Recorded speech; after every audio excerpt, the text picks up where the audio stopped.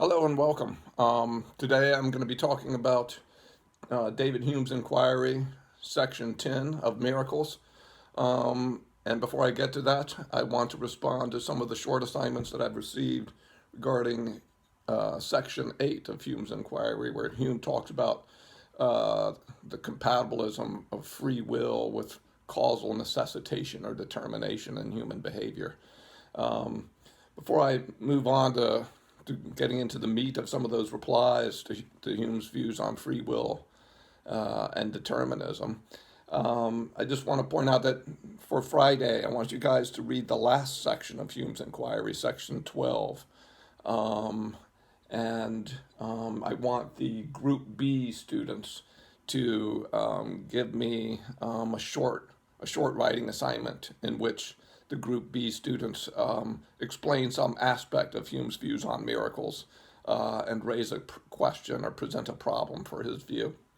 And I'll respond to those next time, as well as talk about section 12 of the inquiry. But let us turn to some of the things that students have written regarding Hume section 8 on free will and causal necessitation of human behavior or determinism. I can't respond to all of them. I don't think I'll be able to get to Joe Bass's remarks today. And I might not get to some of the other ones either. Icorn, I might not get to yours as well. I'll start by talking about something that Alicia Boudwani wrote. I think I can defend Hume here against a question or issue that she raises. Boudwani writes that according to Hume, a person or a prisoner in chains does not have freedom, Boudwani points out. She writes, while they physically do not have freedom, they still have the ability to do things, just with consequences. For example, a prisoner can choose to break out of jail and they can physically try to perform the act, but it will come with consequences of time in solitary or an extended sentence. If the whole idea is that a person acts with free will when he does as he wants to do, then it still applies to people in prison and in chains. Boudwani, I just want to point out here that I think David Hume will agree with you to some extent. I think that Hume would agree that a person who's in a prison cell has the freedom to try to escape, right? He has the freedom to try to escape, and the person may indeed try to escape while they're in their cell. But I think Hume's point is that if the prison cell is a good prison cell, then the person will find themselves incapable of escaping. And if the prison cell is good and they are incapable of escaping, then they will lack the free will to be outside of prison. And they will lack the free will to be with their friends at a tea party on the other side of town from the prison. You see what I'm getting at? Or for that matter, imagine that the prisoner is not only in a cell, but he's tied down to his bed. Now, if you're tied down to your bed, you're not going to have the freedom to dig out of the cell, etc. But regardless, I mean, Hume's point really is that his point is really that we've got freedom when we're able to act on our wants.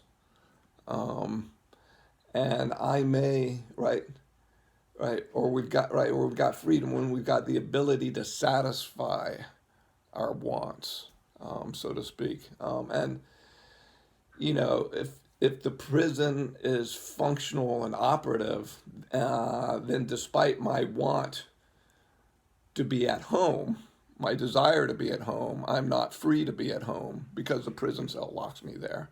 Now, indeed, I may want to try to escape, and I may be, I can act on that desire to try to escape, It's not a guarantee that I'll be able to escape, etc. So anyway, I'm not sure that that really raises a significant problem for Hume's view of free will, for the reasons I've just given. I wanted to turn to Samuel Jackson. He submitted something. Um, I think I've got Jackson's piece here. Yes, Sam Jackson. Sam Jackson, he also expresses some disagreement with Hume's views. And Sam Jackson seems to be especially concerned with Hume's conception of free willed behavior. Sam Jackson writes, "What I disagree with is that all human actions can be necessitated and that humans can have free will at the same time." So Jackson really disagrees with the compatibilist nature of David Hume's views on free will. Jackson continues, "Suppose a person spontaneously breaks out into dance when hearing a certain song, which in the past they have enjoyed. But more recently, this person has gotten into all sorts of trouble because of the dancing. So he now dreads hearing the song and breaking into dance, and he no longer wants to dance but cannot stop dancing. This person is no longer acting in their free will due to their past actions." Now, Sam, you present this. I think you take this to present some sort of problem for Hume's view, and I will look at some other things that you say, Sam. But let me just say right here, I don't think we've got a problem. I don't think we necessarily have a problem for Hume's view. Right? Suppose a person breaks out into dance when hearing a certain song, which in the past they've enjoyed. But more recently, this person has gotten all sorts of trouble because of the dancing. So now he dreads hearing the song and breaking out into dance. And he no longer wants to dance, but he can't stop dancing. Look, notice what you've got here, Sam. You're saying that in this example, you're saying that the person no longer wants to dance, but he can't stop dancing. Well, I think on Hume's view, again, what is Hume's view about free will? We act with free will when we're doing what we want to do, when we're doing what is our will. Now, if I'm dancing but I don't want to dance, that's not free will dancing, right? If my desire is not to dance and I find myself dancing, then I'm not dancing of my free will. Now, if in contrast, what I really want to do is to dance, and I dance, then I'm dancing freely. But the way you've got this set up, the person who's dancing, you've got it so that he doesn't want to dance. And if he doesn't want to dance, then he's not freely dancing on Hume's view. Now, you might say something like this. That the person's got an overwhelming desire to dance that he'd rather not have. And you might articulate this as though the person has got an overwhelming desire to dance that he acts on, but he's got a second order desire not to be moved by that desire to dance. And then you might want to say, and that's not free will dancing. Just right, you might want to say that if somebody's under the grip of a compulsive desire to do something and they'd rather not act on that desire, well, that's not free will. Now, Hume does not speak to that situation. And frankly, I do think, at least given the way Hume expresses his views in Section 8, I do think that Hume's position falls into a problem regarding compulsive desires. Right? If I've got compulsive wants that lead me to act in certain ways, and I'd rather not be acting on those wants, then it would seem that I'm not acting with free will. And Hume's position doesn't have a way of accounting for this. And, the thing here is, Hume's giving this sort of classical compatibilist position. And I do think the issue of compulsive, overwhelming desires, I really do think that presents a problem for classical compatibilism. But in the 20th century, a bright philosopher named Harry Frankfurt, he gives a compatibilist solution to dealing with problems of overwhelming compulsive desires. Sam Jackson, perhaps you're familiar with Harry Frankfurt's views on this.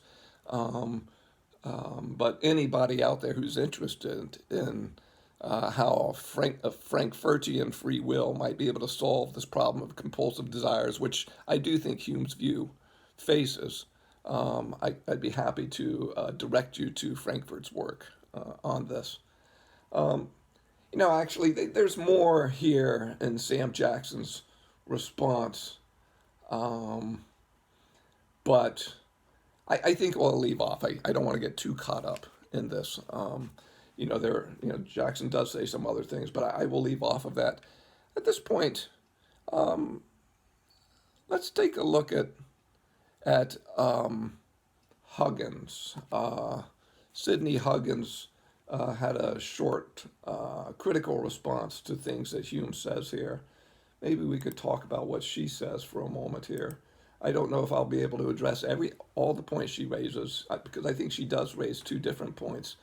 But Huggins has significant concerns about Hume's views on freedom and determinism. Huggins points out that according to Hume, human actions are necessitated.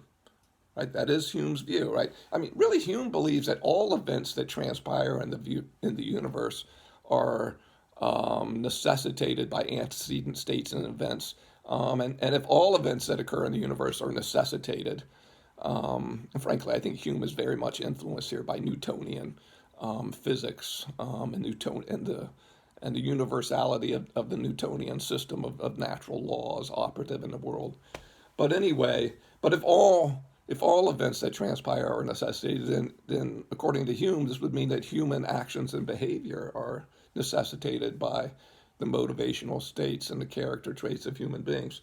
But anyway, Huggins says, according to David Hume, human actions are necessitated. Huggins says, my problem with this part of Hume's view is that people surprise me all the time with their actions. And just because someone has one type of character trait does not mean that I could guess accurately what they will do because they have that specific character trait, right? So Huggins makes a point. Huggins making a point that, look, she's saying, look, Hume says that all human actions are necessitated. And Huggins makes a point that she's surprised by the things that people do. Perhaps Huggins has friends that are honest, and yet while they're honest, suddenly one day they're lying to her, or they're lying to somebody else, right? Or she has friends that are kind, and then suddenly one day she sees them acting cruelly, etc. Right? And I think what Huggins is suggesting, like, if human behavior is necessitated, then why is it that we see people that for all the world appear kind suddenly doing malicious things? Or why is it that we see people that for all the world seem honest are suddenly exhibiting dishonesty? Right? And so Huggins finds it hard to believe that all human behavior is necessitated, given that people surprise us with what they do. Let me just point out that Hume, I think he's pretty clear about this in response to Huggins. Hume says that, Hume is committed to the view that all human behavior is necessitated by the motivational states that people have. But Hume acknowledges that we don't see as much regularity in human behavior. We don't see as tight a connection between human character and human behavior as we see operative in the behavior of material physical objects, such as, to make my friend Zachary Morris happy, right? We don't see the same necessity, we don't see the same regularity in human behavior as we do in the releasing of the pin and the pins falling. Now, Zach Morris won't kick me in the shin. Anyway, this is an inside joke, perhaps, between me and Zach Morris. Right? Or we don't, right? All right, and it is with great regularity. We see the cue ball hit the 8 ball, the 8 ball rolling. We see great regularity there when it comes to the behavior of physical material objects. But with human behavior, we do see a lot of constant conjunctions between the presence of certain motives and certain behaviors, but we don't see as much regularity. But Hume thinks it's reasonable for us to believe that when the otherwise honest person ends up lying, Hume thinks that given that we see all this regularity in nature in general, when we see the honest person suddenly lying, Hume's gonna say that we may not know what the cause of the lying is, but Hume's going to say it's reasonable to believe that there is some necessitating motive there that's causing the lying on this rare occasion, right? And so I think Hume will say, sure, people do things that surprise us often. But just because people do things that surprise us, it does not follow from that there is no determining motive that was hidden to us that has led to the surprising behavior. So Huggins, while you might have a friend who has acted honestly for a number of years, and suddenly she's lying, right? And this might be puzzling to you. But Hume's going to say it's no evidence of a lack of necessitation. What's going on is there's some hidden motive. It's most reasonable to think there's some hidden motive in that person that's causing the lying, and we just don't know what that motive is. So that's what I would want to say to this. Now, Huggins does say more here. And I could do more with Huggins here, but I think I'll hold off because I do want to make a point of looking at something that Henry Hoytia has written. I will just note that Huggins goes on to say that she's still suspicious of Hume's position because she thinks that things are more complicated than Hume is allowing when Hume describes the nature of free will. And I think Huggins is right that things are more complicated. And I've already mentioned how Hume's position is going to have a problem with acting on overwhelming desires. So I do think they can give a compatibilist answer to that by way of the great 20th century thinker Harry Frankfurt. But let us turn to Henry Hoytia and something that he says. I have to find Hoytia's work. Hoytia is over here. I'm working with my computer. All right, so Hoytia writes this. This is Henry. He says, I believe that Hume's definition of freedom is incomplete. For example, suppose an individual grew up in an extremely religious household raised by crazy religious radicals. This person was conditioned to brutally whip himself over the smallest mistakes in order to try to beg forgiveness from his brutal God.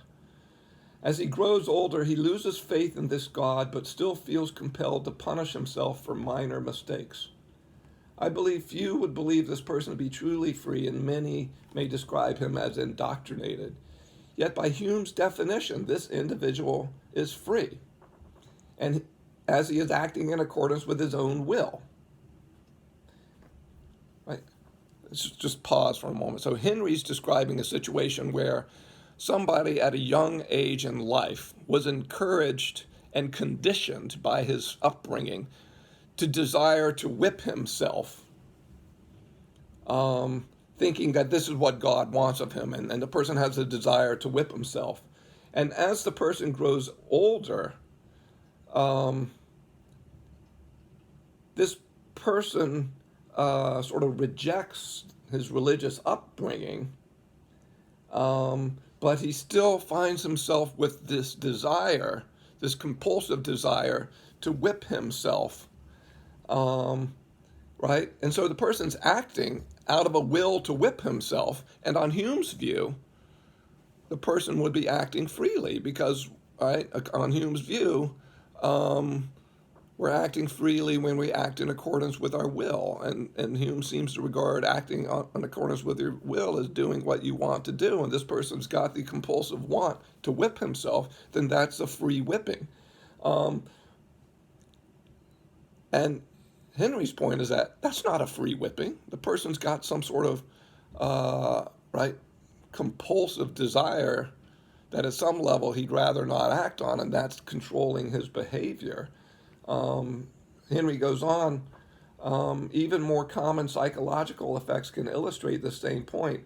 Various kinds of conditioning can cause an individual to will certain actions, yes, they are from an external source to the individual and may not reflect the initial wills of the individual. Hume may dismiss these points as examples that do not illustrate freedom. However, in a causally necessitated series of events, these examples merely illustrate how every person forms their will, as we are merely products of our environment.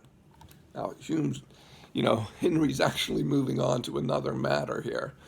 First of all, I take Henry to actually be raising a problem, which I've already talked about today, how Hume's view is going to have trouble dealing with compulsive desires that we'd rather not act on. The person's whipping himself due to indoctrination.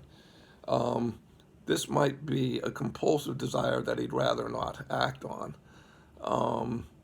But if we just say, but still nonetheless, it seems to be a willed behavior because he is acting on his desire. So Hume's view seems to have a problem here. Again, this is a problem. Again, I think Harry Frankfurt's got a compatibilist view that could solve this problem.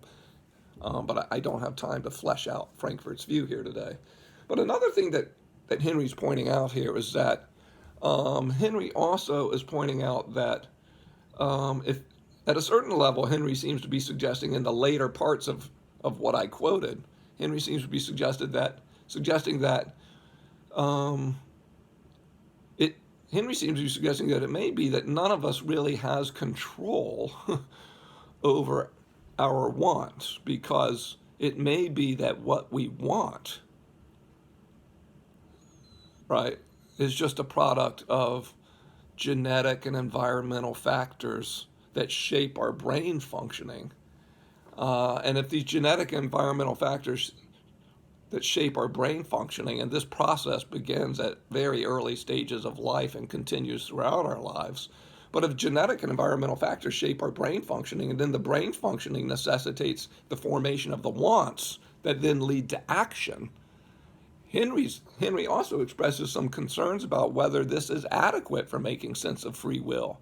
For instance, if what I want to do now is to give this lecture on philosophy, and now I'm giving the lecture on philosophy, now on Hume's view, that counts as free-willed lecturing. But Henry seems to be expressing some concerns that if my desire to give the lecture is necessitated by my brain functioning, and my brain functioning now is necessitated by brain events that occurred prior to my brain state now, but those brain states were in turn necessitated by prior states antecedent to those, which were necessitated by prior brain states antecedent to that. And if all of these different brain states are the necessary consequences of the genetic and environmental factors that are leading me to have the want that I'm acting on now to give the lecture, we might question whether this is enough to make sense of free will behavior.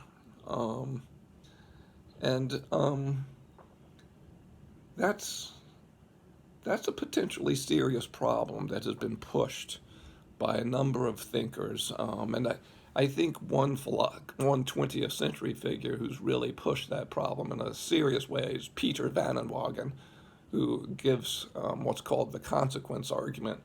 And the consequence argument is intended to present significant problems for any compatibilist views. And if anybody's interested in looking at Van Inwagen's views, I could easily direct you to this sort of thing. So in the end, in all seriousness, and I do a lot of work on free will and moral responsibility, Humean compatibilism, as articulated in the inquiry, it is actually my view that compatibilism needs a more sophisticated defense than what we see in Hume's inquiry, section 8. It may be that compatibilism makes sense, but I think one would need a better defense than what we see in here. And I think that some of the students here are who've written on this take us in the direction of seeing some significant problems in Hume. So anyway, but there are more sophisticated versions of compatibilism that have been articulated in the 20th century by people like Harry Frankfurt, whom I've mentioned today. And then there is, of course, other works. There's Daniel Dennett, but I think Frankfurt's more sophisticated than Dennett on the issue. And then there's a guy named John Martin Fisher, who's got a kind of compatibilism, but his is really a compatibilism about moral responsibility and not a compatibilism about free will. But I will be quiet, and I will not say more on this. Let us turn to Hume's very famous discussion of miracles from section 10. Let's talk about this. Hume says that miracles are violations of the laws of nature. Right? Laws of nature. What does he have in mind here? I give examples. For instance, this would be a miraculous turn of events, a dead person rising from the dead. Right? Coming back, right? A dead person coming back to life. Or the healing of the blind merely by laying hands upon the eyes of the blind person. Or healing of lepers merely by the laying on of hands upon the leper, or walking on water, or virgin birth, a virgin giving birth to a child. Those would be violations of the laws of nature. Right? We have seen, right, there is a constant conjunction within our experience of people dying and never coming back to life. Those who die, we never see them come back to life. There's a constant, right? We never see the blind being healed merely by the laying on of hands upon their eyes. There's a constant conjunction between people stepping out on water and falling down into the water. I'm not saying they drown. If they can swim, they don't drown, of course. But anyway. But miracles are violations of the laws of nature, right? We say that Jesus performed miracles in raising Lazarus from the dead, and that he performed miracles in healing lepers by the laying of hands upon them. And we say that Jesus performed miracles when just merely placing his eyes upon, or placing his hands upon the eyes of the blind, or spitting upon his hands, maybe mixing it with dirt and putting it on the eyes of the blind, etc. Right? Christianity is loaded with tales of miracles, and certainly there are other, not all miracles that are reported of are miracles reported from the Bible. You still hear people claiming of miraculous performances, even on into the 20th century. Hume is very skeptical about any reports of miracles and about the occurrence of miracles in general. Hume believes that one could never reasonably believe that a miracle has occurred. And he believes that no testimony provided by others could ever give us good reason to believe that a miracle has occurred. And he also believes that the testimony of miracles, reports from others that miracles have occurred, such as the reporting of miracles that we find in the Bible. He believes that the testimony of miracles could never give us good reason to believe that God exists as the cause, say, of these miraculous events, right? Some people might be led to think that there is a God because they may accept, right? Somebody might accept the testimony of miraculous events. Somebody might accept what they read in the New Testament about Jesus miraculously raising Lazarus from the dead, and Jesus healing the blind by the laying on of hands. And somebody may be led to think that this But somebody might be led to think by accepting the testimony of these miraculous occurrences, the person might be led to think that this is evidence of God, for only God could perform these miracles, say. And somebody also might take this as evidence of Jesus' divinity. Right? But Hume wants to say, Hume wants to say there could never be good reason to accept the reports of miraculous events, and there could never be good reason to believe in the occurrence of miracles, and thus this could never give us a good reason to believe that God exists. Hume's core argument, I have it outlined on the handout. Wise, reasonable persons form beliefs in accordance with evidence, says Hume. Belief in the laws of nature have as much evidence in their support as any belief can have, because the laws of nature articulate causal laws founded on uniform experience of constantly conjoined events. The Newtonian laws of physics are borne out in our experience of repeatedly observed constant conjunctions of events. Miracles, point 3, miracles are violations of the laws of nature by the very definition of a miracle. Therefore, no one could ever have adequate evidence that a miracle has occurred. Therefore, it would never be reasonable to believe that a miracle has occurred. Right? Oh, Zach's going to love this. Look, it is the law of nature that objects with mass on planet Earth, when released into air, will fall. Thus, when I release the pin, it's a law that it shall fall. It's a natural law. It's a law of physics that it will fall.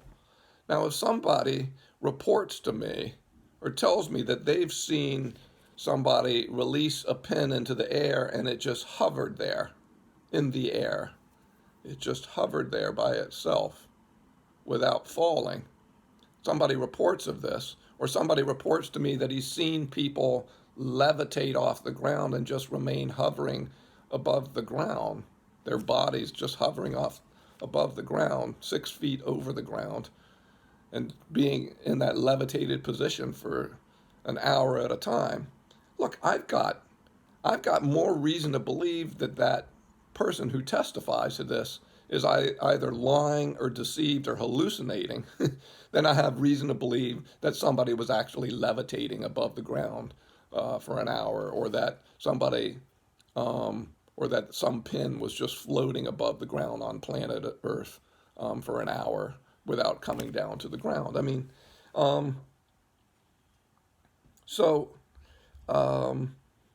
Hume's argument suggested if somebody, right, his argument suggests, I'm going back to my handout, if somebody suggests that that a miracle has occurred, if somebody reports that a miracle has occurred, it is always more likely that that person is either lying about what they saw, that they were tricked or deceived in what they saw, or that they were hallucinating, or that they're suffering from some sort of lunacy, than that a miracle has actually occurred. This also means that a person cannot rationally defend their belief in God by citing the testimony of miraculous happenings.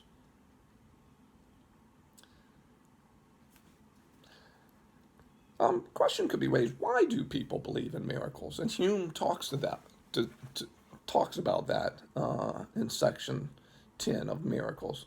Hume says that that people believe in miracles for various reasons. First of all, Hume points out that people like to tell tales of miraculous events. Some people like to tell these tales of miraculous events in order to evoke surprise and wonder in others. Right? People like to report tales of miraculous events to evoke that sense of surprise and wonder in other human beings. They like to shock others or amaze them with their tales of miraculous things that they think they've seen. Hume points out that people also, they like to be amazed and surprised. And so they're inclined to believe in these tales. There there are a lot of people who feel better believing that miraculous things can happen. I mean, perhaps one of the things that's going on here, I mean, look, life can be very hard for some people. Think about the sick and the suffering, the poor.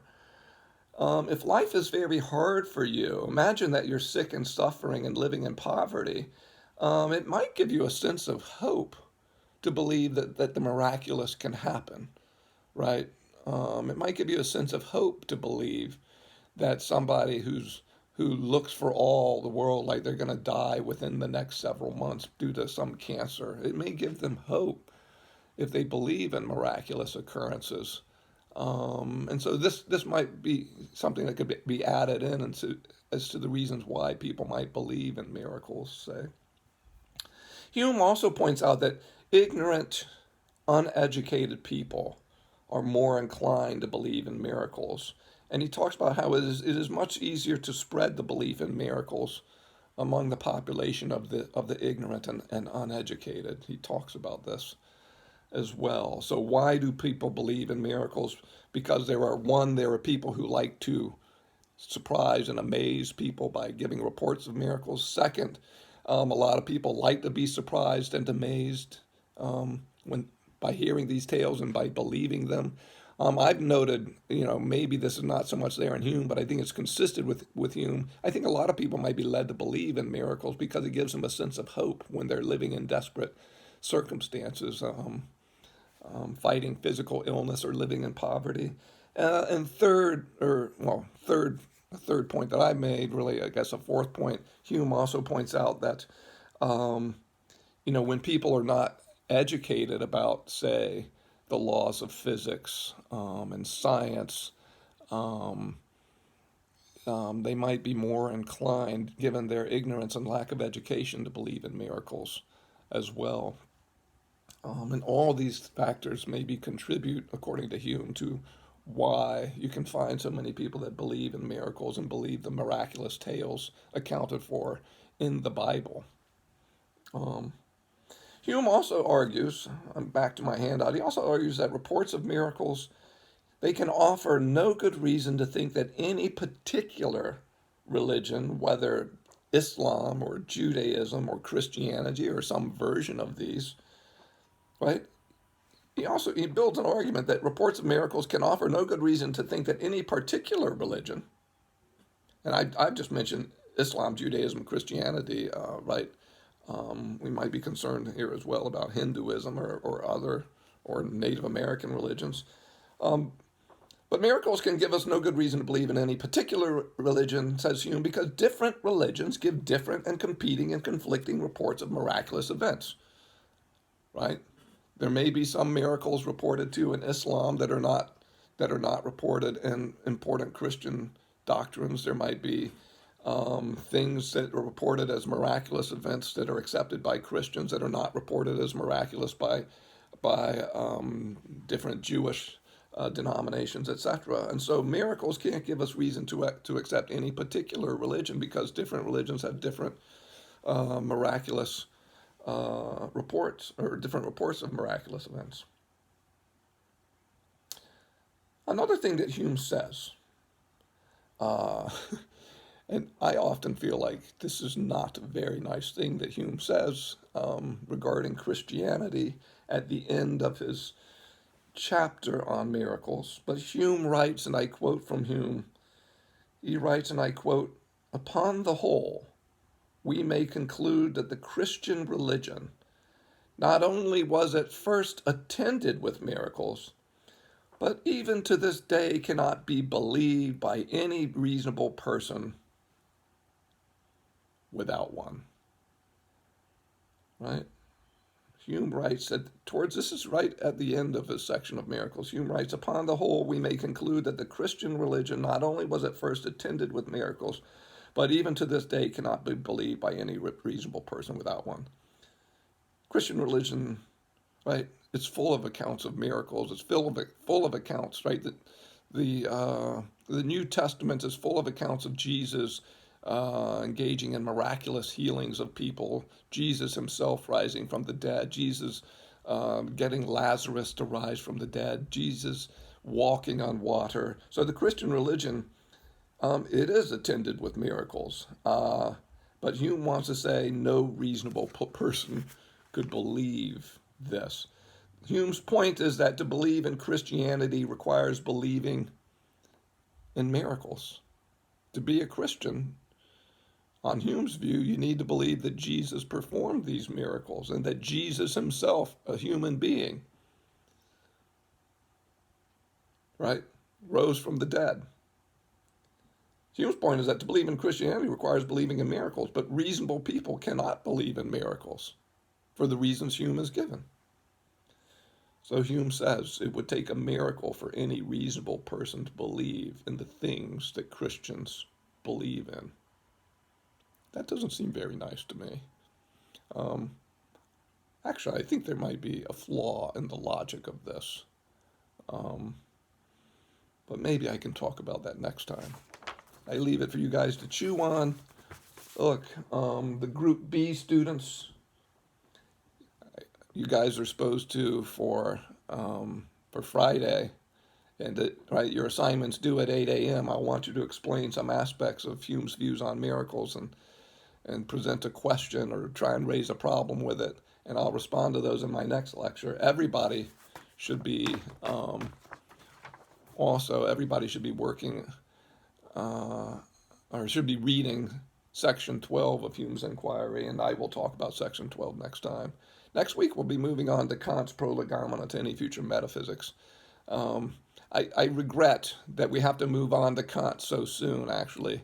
We lost a week at the end of our regular spring break, and normally I would cover some different 20th century responses to some of the ideas in Hume. And if any of y'all are interested in seeing some of these 20th century responses to the ideas in Hume, I could direct you to some of those. There's a very famous writing by Richard Swinburne, a 20th century philosopher of religion, who disputes the things that Hume says about the rationality of belief in miracles. I've often had students write papers on Hume's views of miracles and Swinburne's response. Also, there was a 20th century thinker named Frederick Will, and he has a famous sort of and often reprinted reply to Hume's views on our beliefs concerning matters of fact. And I've often covered that when I cover Hume. Hume also has some interesting things to say about personal identity that I won't have time to get to. Hume wrote about personal identity in his famous treatise of human nature, which was published antecedent to the inquiry.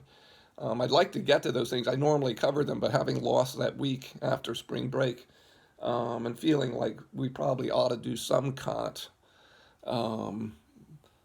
before the course is ended, I will leave off with doing more with Hume. But we will do a bit more Hume this Friday. Have a good day. Keep in mind as well, you all have term paper projects on early modern philosophy to do, and feel free to talk with me about those term paper projects, and feel free to show me a draft as you are working on it. I think those term papers, the due date for those is coming up. Maybe I'll give you a reminder of this in my next email to you. Do take care. All the best. Bye-bye.